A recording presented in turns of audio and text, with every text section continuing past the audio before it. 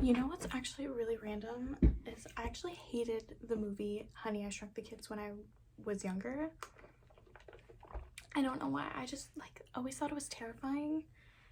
Hello and welcome back to the show that you didn't ask for, Ryan's Rundown. I am your host, Ryan. And the time has come. We are finally talking about episode 13 of season 13 of RuPaul's Drag Race. As always, this is my disclaimer. I am not a drag artist. I have never done drag. If anyone wants to put me up in drag, please hit me up because I would love to do so.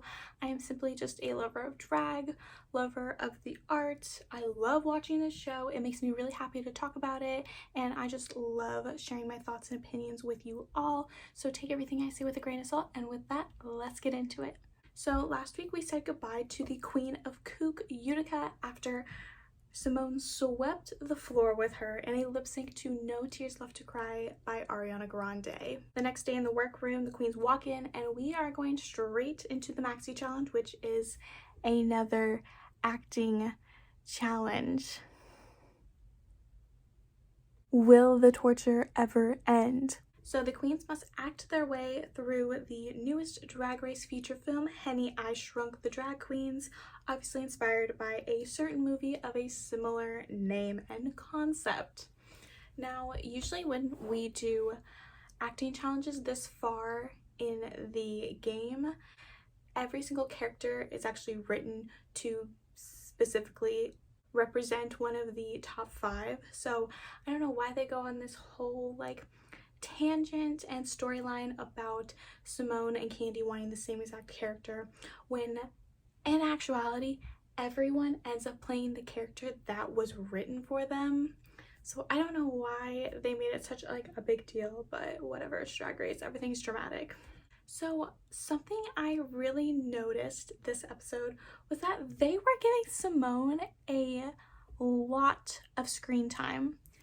They were really trying to misdirect the narrative of this entire episode, and they were giving Simone a going home edit, which is so weird and so bizarre. I was watching it, I was like, wait a minute.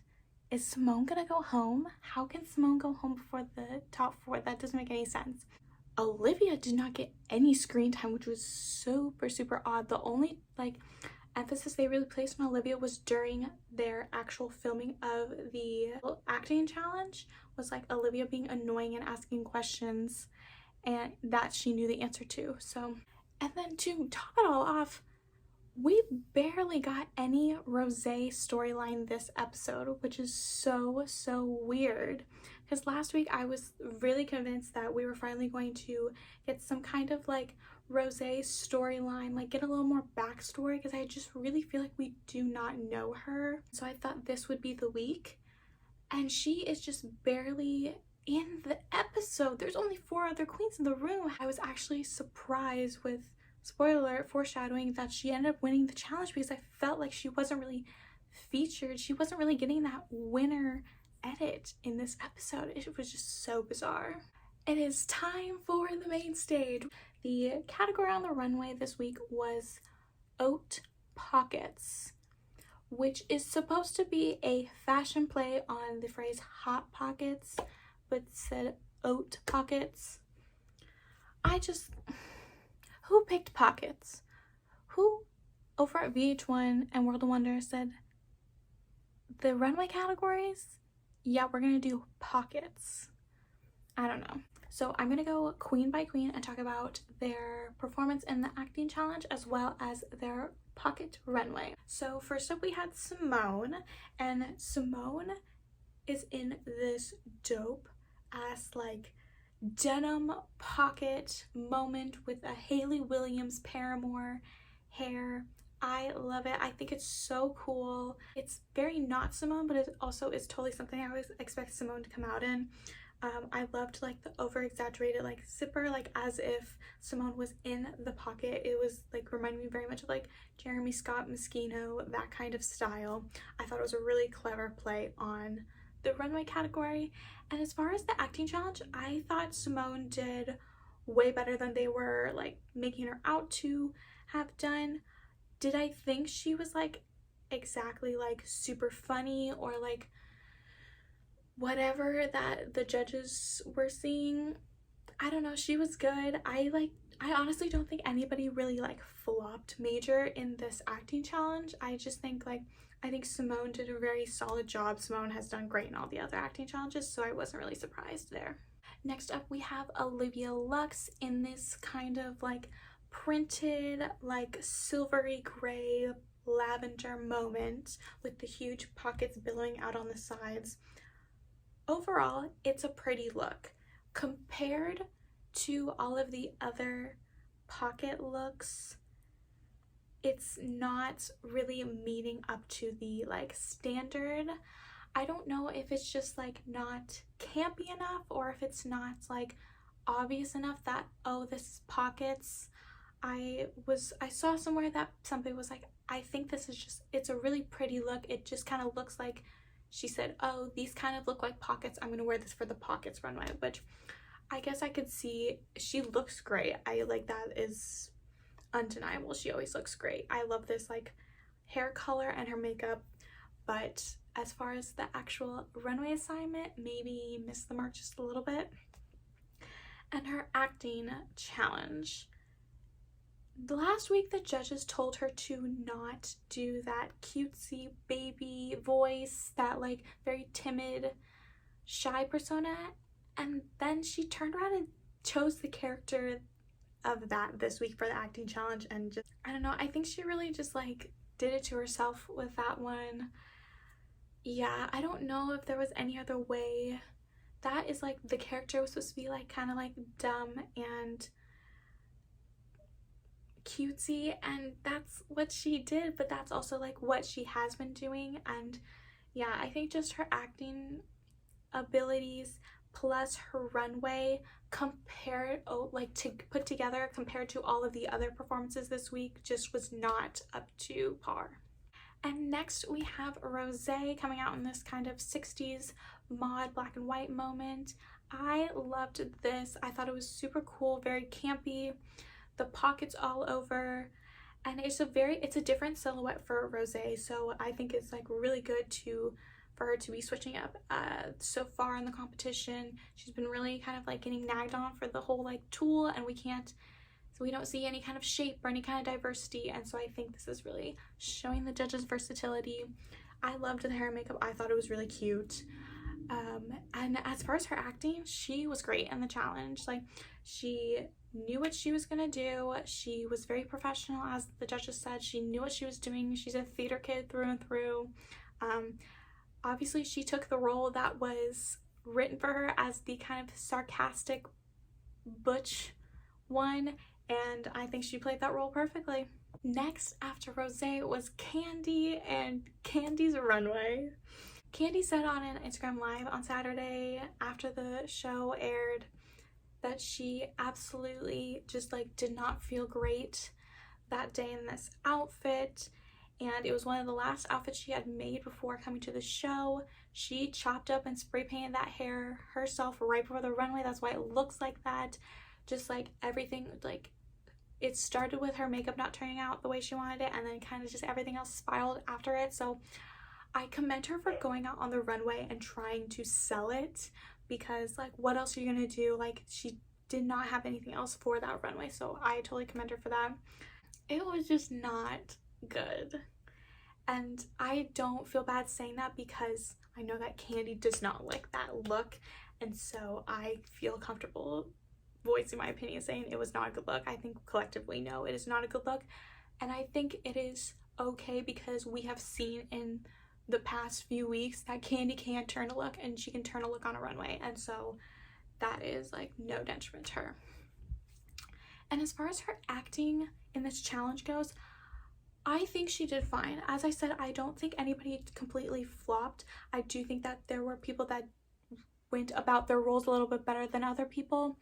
I think Candy was just playing really small because Candy was essentially playing Candy, so I don't think she was thinking about putting herself into the role, which I think if she had gotten any of the other roles, that would have came out a little bit more. So I'm wondering if in an alternate universe, had her and Simone switched roles, would that have changed the outcome of this acting challenge? But the thing is, Candy was not that bad. It was just compared to all of the other performances, it just fell a little flat. And last but not least is Gottmik in this watch flasher trench coat look. I loved this look.